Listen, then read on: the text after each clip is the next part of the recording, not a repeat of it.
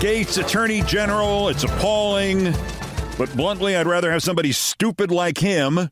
And after all, there has been an Attorney General who went to prison. And Trump's plan to adjourn both houses of Congress so he can appoint his cabinet without hearings or oversight will be a litmus test of whether Republicans are loyal to him or the country. And why are we even asking that question? They are whores. Every last Republican is a whore. Tommy Tuberville announced last night that any Senate Republican who votes against Gaetz stands in Trump's way. The other Senate Republicans will try to get him or her out of the Senate. They are whores. And none of these things was the most important event yesterday, by the way. Quote, "I suspect I won't be running again," Trump said to his newly elected Republican House whore slaves, "unless you say he's good. We got to figure something else." And every news organization reported Trump was joking and kidding and owning the libs and trolling, and spoiler alert, he's not. He's not kidding. He is intending to stay in office indefinitely, and if we are nice to him, he will let us elect him again. Yesterday, the move to pretend that another amendment to the Constitution does not say what it says lurched out of the shadows and into the forefront, and now Trump is openly inviting his prostitutes to sell this farce in public, just as they have been trying to sell it in private for 2 years. And as I've told you previously, that the two-term limit in the 22nd Amendment means 2 consecutive terms. And Trump hasn't had 2 consecutive terms, so he can have a third term. Or they make him Speaker of the House and then have the elected president and vice president resign and he becomes president. Or in any way, even if none of this works, Trump won in a landslide, the 50th biggest popular vote landslide of all time last week. He's the most popular president ever, if you look at the list from the bottom up. And besides that, what about what the great philosopher once said? What can be unburdened by what has been? You know, like what has been in the Constitution until now. Within a span of literally 14 or 15 hours, the elements necessary for the latest Trump coup attempt, the one in which he gets to run again in 2028, or he's already won the 2028, quote, election, unquote, right now, or we just love him so much that we don't need another election in 2028, save the money. Or maybe if the timeline gets extra spicy, he uses the military to prevent an election in 2028. All the elements have now come together.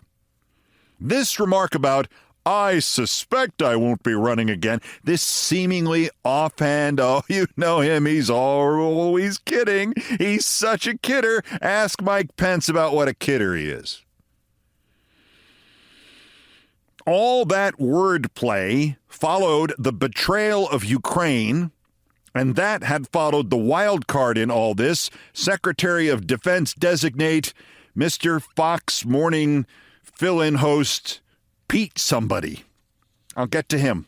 But first, so how many Ukrainians did Trump and his towel boy Mike Johnson kill yesterday? Or sentence to lives as Russian prisoners? All 37 million of them? 36 million with 1 million collaborators, the Ukrainian equivalents of MAGA and Elon Musk? How many more Poles did Trump just put at risk? After Trump's manager Putin rolls through Ukraine using troops sent by Trump's boyfriend Kim Jong-un, did he put at risk all 37 million in Poland too? How about the 11 million Czechs, the 84 million Germans?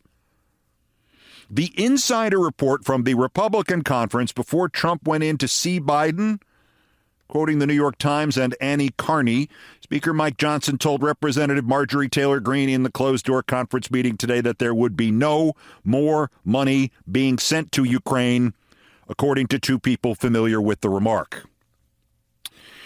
I don't know if Mike Johnson is familiar with World War II or the decade which preceded it. He's always seemed to me to be an absolute moron. He does seem to have no working knowledge of anything that happened before Fox News signed on. But Putin figured out, as Brezhnev and Khrushchev and Stalin and Hitler and Napoleon and all the other dictators in states that were used to dictatorships figured out, that the way to stay in power for life is to keep your country forever at war. But a specific kind of war, a war for territorial gain. Not Vietnam, but Poland. Not Afghanistan, but England. Not even the wastefulness of Iraq, but Ukraine. And Trump and Mike Johnson going to help. And then, when Trump decides he can't leave office because the situation in Europe is just too dire now, how'd that happen? And he alone can prevent World War III, which he and his wimpy little minion Johnson have just taken several giant steps toward. Or when the money Trump took out of Ukraine and promised to spend on the border, and yet amazingly it never winds up being spent there, when that runs out, or whenever the day comes that Trump needs some sort of farcical legislation passed through the House to enable him to stay in office with or without a toothless shadow election in 28, Johnson will pass it. Because Johnson is one of those feeble men who have figured out that their route to a little power is to perpetually kiss the ass of the nearest monster who seeks world power. And as we all know, Trump is a unique opportunity for the Mike Johnsons of this world. He is not only the biggest ass, but he has the biggest ass. And Trump, of course, has figured out what many of the dictators in countries not used to dictatorships have realized. Like Netanyahu has realized in the last few years, that in these former democracies, like the United States, you cannot have aggressive wars because your population, or your part of your population, the part you need as your power base, they actually will ask, why is my money going to Ukraine rather than to Jeff Bezos and Lauren Sanchez? What you need is something local in the way of a war that you can call not a war, but a defensive operation against attack by terrorists and other external threats. One type is, well, an actual attack like that. Netanyahu was given his on October 7th. The other type takes a little more finesse. You must spend years and even decades manufacturing an internal threat by an ethnic group that exists largely inside your country, but combines potentially with others from their original country or countries who are massed or ready to mass or might be massing or who you just lie and say are massing at, your southern border. Either way, if there isn't an actual attack, if there's no October 7th or 9/11 with which you can defend your country, while always threatening your country that there's going to be another one, this invented problem becomes your war in everything but name. Oh, they are here already. And they are why you, Trump supporter, you're fat and don't make enough money. And they are why there is any crime at all anywhere. And they have been given all these advantages when all the advantages should be going to Elon Musk and Joe Rogan. And if you exploit this successfully, it is a Swiss Army knife of excuses. You can use it as a bludgeon against your internal political rivals who insist the threat is negligible, or better still, containable and negotiable and solvable. You can use it to satisfy the bloodlust and the cruelty of the farm animals with thumbs who are the base of your Trumpian support. And you can make it better or make it worse, or speed the threat up, or slow it down as you need to. And the beautiful thing is you never actually have to call it a war, and you never ever have to solve it. And if you have any doubts about that, remember, when Trump came down that escalator in his building, the one that usually malfunctions, I know, I used to live in a Trump building, when he did that and insisted that all the Mexican immigrants were bringing drugs and bringing crime and were rapists and it was a crisis and the country was dying and it had to be dealt with immediately, that is now 3,440 days ago. And if there is anything Trump has ever done better than sharpen the knife edge of hatred in this country into his own personal shiv with which to eventually kill us all, if he's ever done anything better than that, it's to make sure that nothing could have happened in those 3,440 days to make sure that this alleged imminent overnight existential crisis was resolved. For 9.5 years, the immigrants have been ready to destroy the country tomorrow. For 9.5 years, America was going to end tomorrow. For 9.5 years, Trump was going to fix it tomorrow. And we have always been at war with East Asia.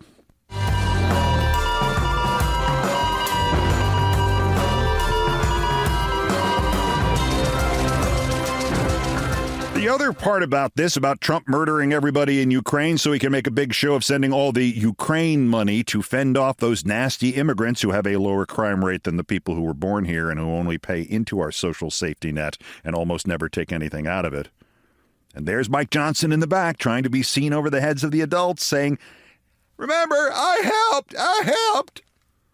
The other part about this is that if you want to dial the Trump crisis machine up to maximum, you can't use as your excuse something like Ukraine or Poland or Europe.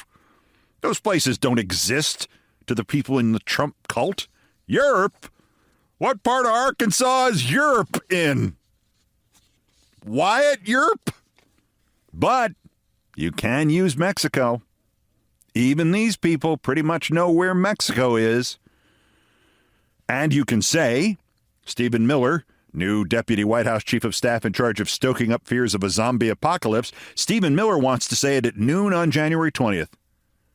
It seems like Trump's other monsters will want to wait until it's more strategically useful. Like if he lives long enough to try to subvert the Constitution again and stay in office. Well, you say then, well, now these dirty brown migrants pose an existential threat to the nation, and that's why we have an Insurrection Act. And guess what? The president can do anything he wants now, and he wants Army tanks running down the FDR Drive in New York and Upper Wacker Drive in Chicago and on every major street in Washington to show those Democrats who's boss. And, of course, he has to have somebody at the Pentagon who won't say, F this, and who will, in fact, send out those tanks. But the real Pentagon leader would be the one who would send the tanks to the White House and surround it until Trump and the administration surrender. The guy who will not do that is named Pete Hegseth. In his administration, Abraham Lincoln, as Doris Kearns Goodwin memorably wrote, assembled a team of rivals. In his administration, Trump instead is assembling a team of trifles. Non-entities with no experience, no brains, no common sense, nothing in their closets but skeleton after skeleton after skeleton, and absolutely no redeeming value except loyalty. Loyalty to him, sometimes to Putin, depends on who we're talking about. I mean, as the former managing editor of Stars and Stripes Earl Stevens wrote, Pete Hegseth is on Fox News for hours at a stretch. Fox News is on at military bases for hours at a stretch, like 24/7. The troops and the lower command ranks know him and watch him and think he's one of them, even though he has insisted it is wrong for military veterans to take all the government benefits they are entitled to after we damn near got them killed. So we know to whom Pete Hegseth is loyal. He is loyal to Pete Hegseth. So when the time comes and the order is given to fire on, I don't know, the next Women's March or a prayer service somewhere, maybe some of the troops will be hesitant to do it. Say nothing of many of the commanders. But the ones who are Fox fans, the ones who watched Pete Hegseth, who will still be on Fox News every week, but now he'll be wearing a big hat. It makes him look like a chess piece, like one of Kim Jong-un's generals. When they hear it's Pete telling them to go fire on their neighbors, they'll do it. And there's your trifecta. Eliminate or get the Supreme Court to reinterpret the 22nd Amendment to give Trump a third term or a fourth or a fifth or however long he lives. pull out of Ukraine and showily throw the money at the border with no desire or even thought of resolving anything at the border, if there is anything at the border to resolve. And then finally, if anybody objects, Secretary of Defense Hegseth will order them shot by troops on American streets. Because America, F yeah!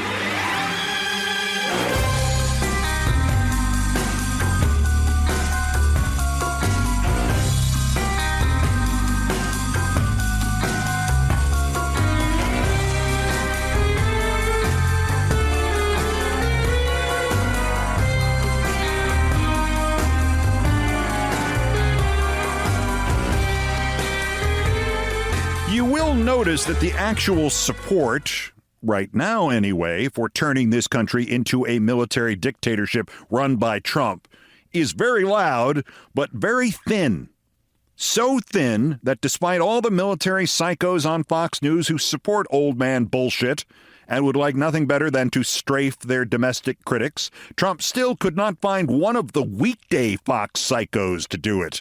He had to go to the backup green room to get this idiot Hegseth, who once boasted that he hadn't washed his hands in 10 years. Obviously, the less qualified, the less prominent, the less intelligent somebody is, the better it is for Trump. Hegseth will get the office in the Pentagon. Yeah, they might eat him alive, but probably not, because Trump will be the de facto Secretary of Defense and will be seen as such. He may even get a big hat, too. The latest of all of these other, yeah, you have the job, I have the responsibility. The latest of these are Attorney General Matt, the FBI division investigating underage sex is hereby disbanded. Gaetz, the apparent would-be Director of National Intelligence, Tulsi Gabbard, which confirms that the term intelligence has been reduced to a brand name. There's Kristi Noem, Director of Homeland Security, who will ensure we are all safe from any harmless household pets she feels like murdering. Secretary of State Marco Rubio, who was apparently shifted over at the last moment from being Secretary of Comb-Overs. Border Czar Tom Homan, and you have to go no further than the first syllable of his last name to understand Tom Homan. Ambassador to Israel Mike Huckabee, who believes there is no West Bank. So congrats to anybody who didn't vote for Harris to teach the Dems a lesson about Gaza. EPA Administrator Lee Zeldin, so incompetent he couldn't even beat this idiot Kathy Hochul out for governor of New York. And of course, Musk and Ramaswamy as bosses of the new Department of Government Efficiency. Such efficiency, miles and miles of efficiency, so efficient that, as has been widely noted, this new department cannot get by with one boss, it needs two. Then there's Press Secretary. Politico, Caroline Leavitt, Alina Habba, Monica Crowley, Sage Steele, Scott Jennings, and Elizabeth Pipko are possibilities for the White House press secretary as the Trump team considers credentialing more partisan MAGA outlets. Axios reports. But they're all MAGA outlets. I used to work with Monica Crowley. She's gone full Nazi, too. But my God. Caroline Leavitt, Alina Habba, Monica Crowley, Sage Steele. Sage effing Steele. My, briefly, SportsCenter co-anchor, who would first have to get up and criticize her own appointment cause DEI. And then, of course, she would run the risk of being the first press secretary ever to accidentally electrocute herself while adjusting the podium microphone. I mean, the alert hit my phone about that Air National Guardsman going to prison for 15 years for purloining classified material one day at the office. And I read, Jack Teixeira is, and I just assumed the rest of it was, appointed by Trump as his liaison to the National Archives. Media coverage of all this?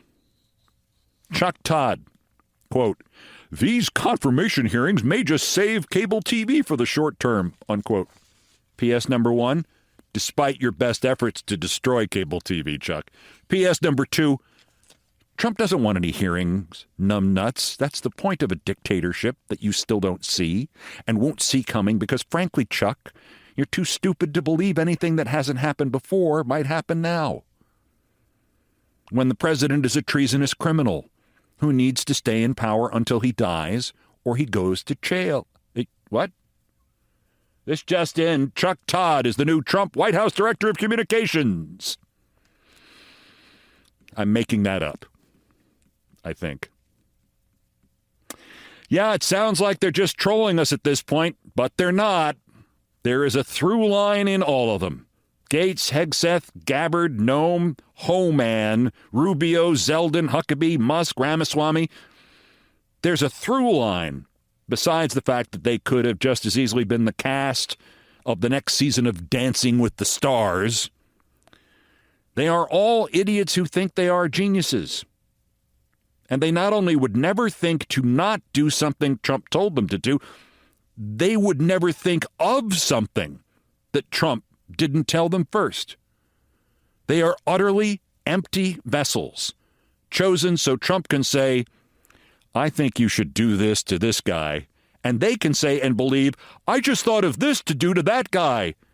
And when the migrants or Democrats or reporters or whichever protesters are bleeding on the streets of an American city start bleeding, Trump can say, I had nothing to do with this. That was Tulsi's idea.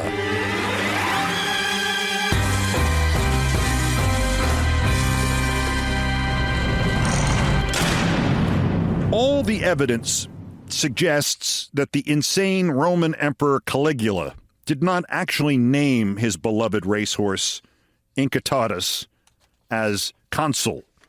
Consul being one of the two official leaders of the Roman state, below only the emperor, the two consuls. So Pete Hegseth is safe. He's actually not the worst political appointment since a horse. But there's also evidence that Caligula did say he intended to name Incitatus a consul, to comment on and criticize and mock the consuls who were already in office, and in fact to mock all the Roman senators, and even perhaps to mock other members of his own royal family. This would have happened in the year 40 or 41 AD. And then on January 24th, 41, Caligula was assassinated by a bunch of angry Roman generals and government leaders who just had an effing enough of him. So, in sum, having cleared up the Caligula history, if you think that Gaetz, Hegseth, Noem, especially that very poor advertisement for her own intelligence department, Gabbard, if with them you think Trump is just trolling us, remember Caligula's horse. Because there is no way that Caligula's horse, Incitatus, would have opened fire on Roman citizens. Oh, Pete Hegseth will.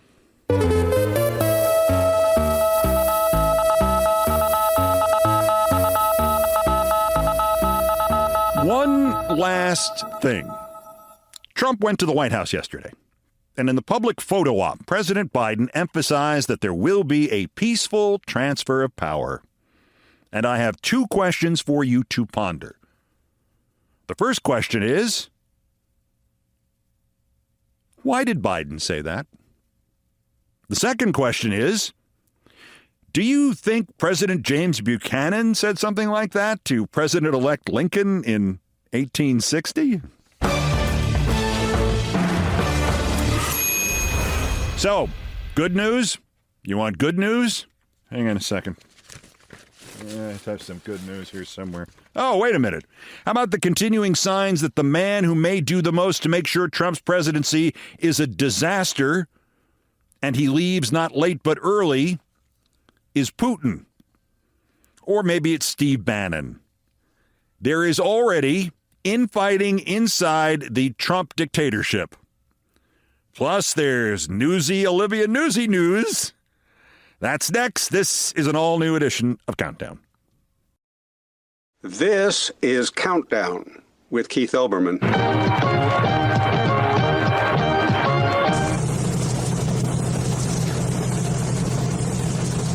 Postscripts to the news. Some headlines, some updates, some snark.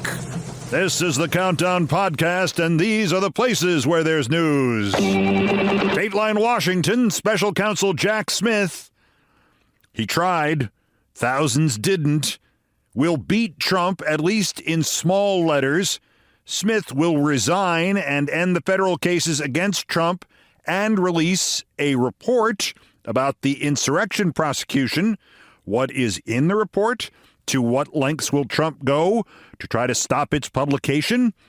A reminder to President Biden, just release the effing thing. You cannot be prosecuted. You have presidential immunity. As to the Florida case, the Biden DOJ may have seeded the clouds exactly right. They can continue to appeal Trump concierge judge Eileen Cannon's decision to throw out the entire, espionage and stealing classified documents case because, let's think of something. Special prosecutors aren't legal except if they're going after Democrats.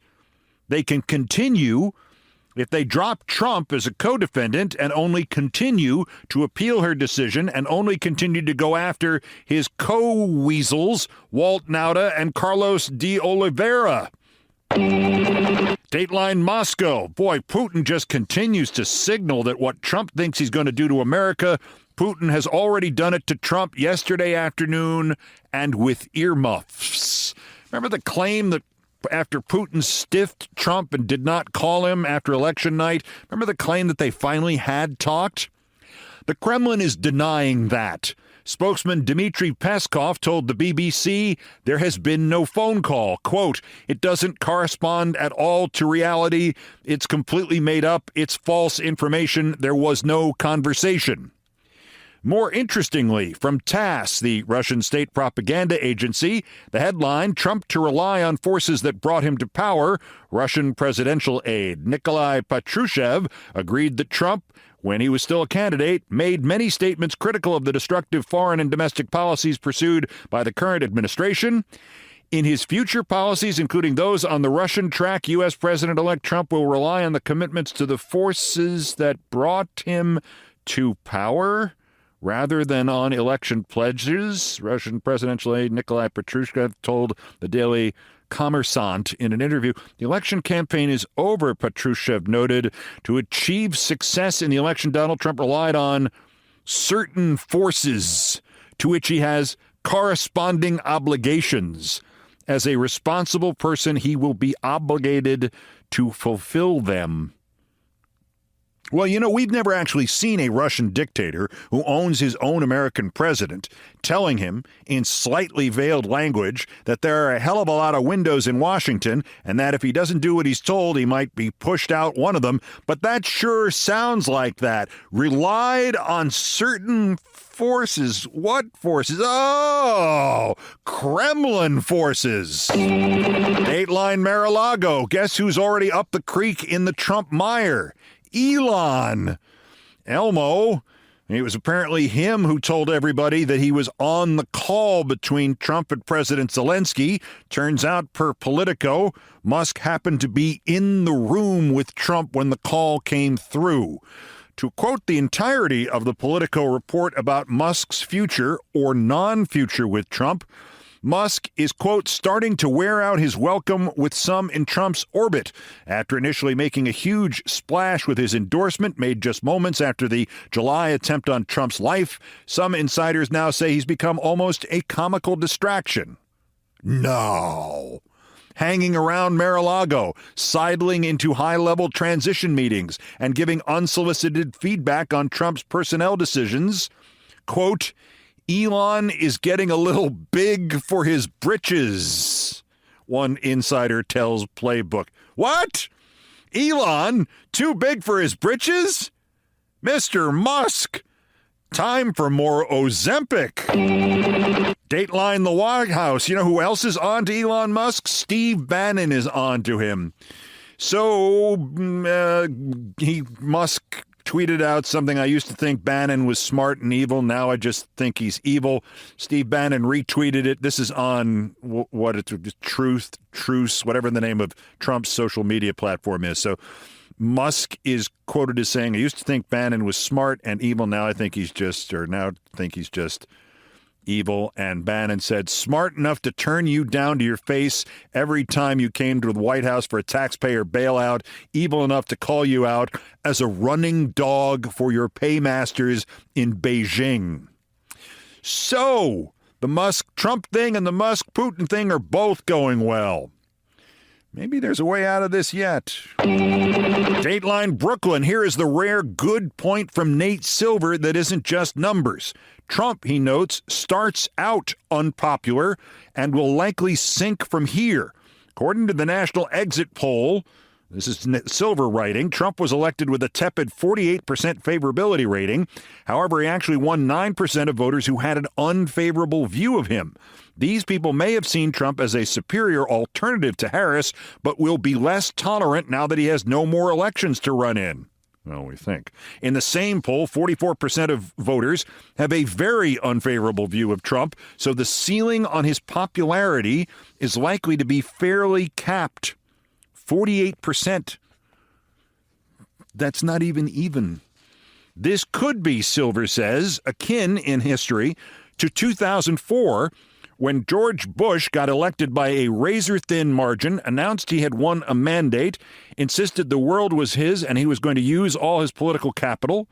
And while new Democratic stars rose in the background to destroy the Republicans in the next two elections, actually 4 elections, Bush gradually got eaten alive by an increasingly hostile media led by... Who was that again? Oh, right, me. And Dateline the White House. The CNN headline, Melania Trump unlikely to move to the White House full-time as First Lady. This time is different. I'm not anxious because this time is different. I have much more experience and much more knowledge, she told CNN. I was in the White House before. When you go in, you know exactly what to expect, she said in a recent friendly interview with Fox News. Melania Trump is expected to spend a majority of her time over the next 4 years, not at the White House, but between New York City and Palm Beach, Florida. Sources familiar with the thinking told CNN. However, they insisted she would still be present for major events and would have her own platform and priorities as First Lady. The first of them being, stay the hell away from her idiot husband. Now, you have to admit what she said there was pretty good word salad for somebody for whom English is a second language.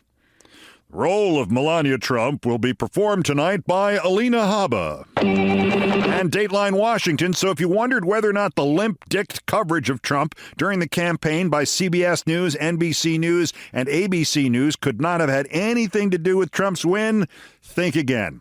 From the invaluable Dan Frumkin of Press Watch, distilled from polling by NBC News, Biden supporters more likely to get their news by newspapers than Trump supporters. How registered voters consume news based on who they voted for in 2024. In cable news, 53% of cable news as your primary source of news voters, 53% Trump, 45% for, well, Harris, not Biden, obviously. And then in newspapers, it was 70-21, the Democrats over Trump. And then in national network news, where supposedly ABC, CBS, and NBC had been abandoned decades ago by the Republicans, the voters said 55% in favor of the Democrat, Kamala Harris, 35% in favor of Trump. So for 1/3 of the audience watching the broadcast network newscasts every night and things like Meet the Press and Face the Nation and whatever they're calling the one on CBS at the moment that nobody watches, yes, 1/3 of them are still Trump supporters or became Trump supporters thanks to the, as I noted before, LD coverage of Trump by the networks. And with that, this media note. Dennis Murphy, Jarrett Shustrin, and Lamar Goering have joined Newsmax as executive producers for American Agenda, Wake Up America, Nazi Line, whatever the shows are called. Murphy most recently was at Fox. Shustrin is Goering is the former EP of WNYW-TV's Good Day New York. That would be the Fox station in New York. So, Newsmax just hired a producer named Goering, Goering, Lamar Goering. Now, he might pronounce it some other way. Maybe he pronounces it Smith. Maybe he pronounces it Lamar G. Maybe he pronounces it Gehrig. I don't know. But it's spelled Goering, which in German is Goering. Even for these dark times, isn't that a little too on point? And there's Olivia Newsy news and the most racist Republican thing ever in Worst Persons. Next.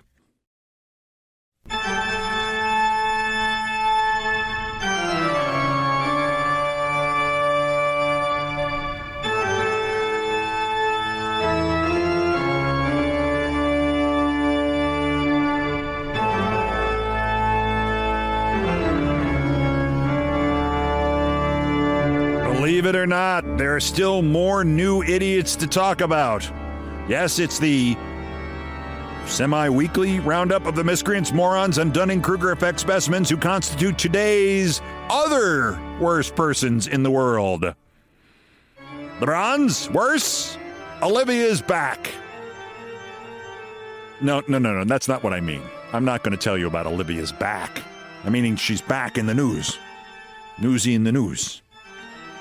Or Newtsy. I can never remember which way she's pronouncing it this week. Remember the restraining order and the charges Olivia Newsy made against her ex-fiancé Ryan Lizza before their careers both imploded?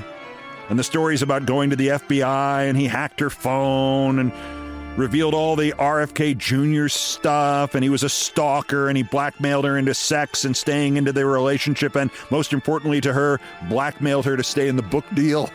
Oh, God. Pew, pew, pew. What were those bullets I just missed? She's dropped all those charges. The Daily Beast reports Ryan Lizza answered those charges in court in the last 10 days with an outline of evidence that he was going to use in his defense that suggested Olivia wasn't exactly not lying. Texts, emails, third-party witnesses, phone conversations. Her response to seeing this, she has withdrawn the restraining order against him. Just dropped it. No stalking, no blackmailing, no book deal stuff. So now, Lizza is hinting at suing her. His quote, she shamelessly used litigation with false and defamatory allegations as a public relations strategy. I said I would defend myself against her lies vigorously and successfully, and I am fully prepared to do so. Oh boy, more lawsuits. Oh boy. Takes my mind off Trump. But for now, he concluded, I'm pleased this matter is closed. One additional quote. She lied. Pal, take a number. As for me, I'm just quietly enjoying my garbage dumpster full of popcorn. I mean, I'm going to have to deal with the fact that I'm now 875 pounds. It's all popcorn. And I'll just keep enjoying my hot and cold running Schadenfreude. But I will mention that as far back as the year 2014, she used to tell me about her, quote, stalker, unquote, in D.C. His name was Ryan Lizza. I'm quoting her. You know how to reach me. The runner-up worser, Tim Pool, one of those fascists, the one with the Beanie Baby outfit, who it turned out was brought to you by a contribution from the Kremlin. Make pronouns illegal, he's written. Everyone and everything must be referred to directly by name. In the replies from @DuchessPrim, everyone is a pronoun, you pine cone. Try again.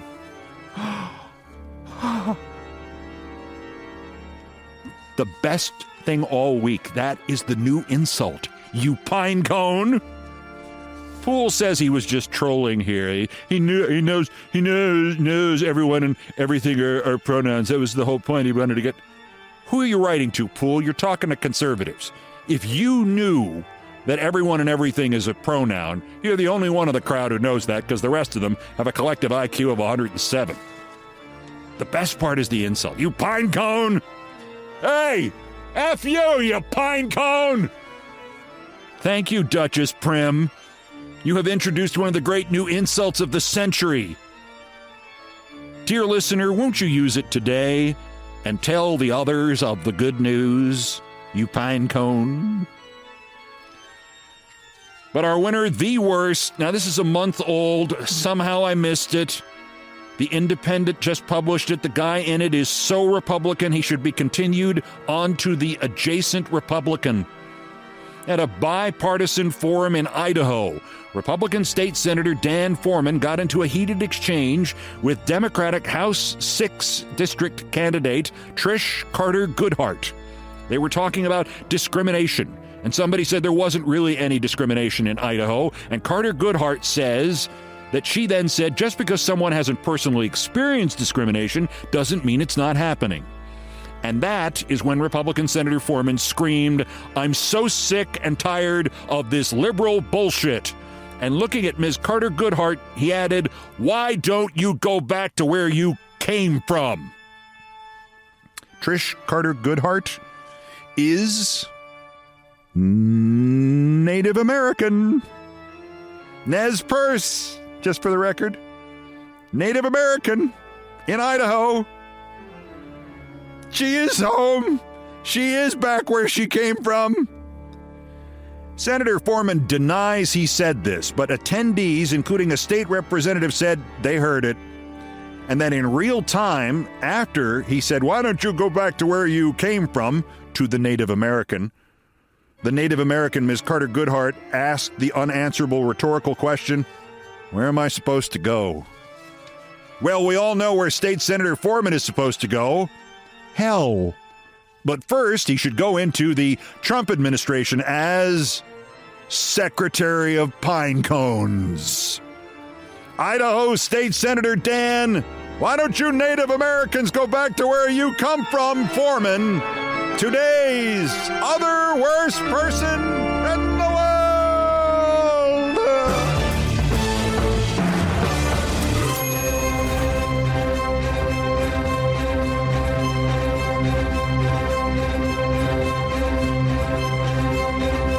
I've done all the damage I can do here. Thank you for listening. Follow me for the podcast promos on Blue Sky, YouTube, Facebook, Twitter, X, Instagram, Threads, and Gram Face. Not on TikTok. I got banned from TikTok. I put out an anti-Trump meme. TikTok is crap. Brian Ray and John Philip Chanel, the musical directors of Countdown, arranged, produced, and performed most of our music. Mr. Chanel handled orchestration and keyboards. Mr. Ray was on the guitars, bass, and drums. It was produced by TKO Brothers. Our satirical and pithy musical comments are by the best baseball stadium organist ever, Nancy Faust. The sports music is the Olbermann theme from ESPN2, written by Mitch Warren Davis, courtesy of ESPN Inc. Other music arranged and performed by the group No Horns Allowed. My announcer today was my friend John Dean, and as always, everything else was pretty much my fault. So that's Countdown for today. Just 1,535 days until the scheduled end of the term of lame duck President Trump. Maybe.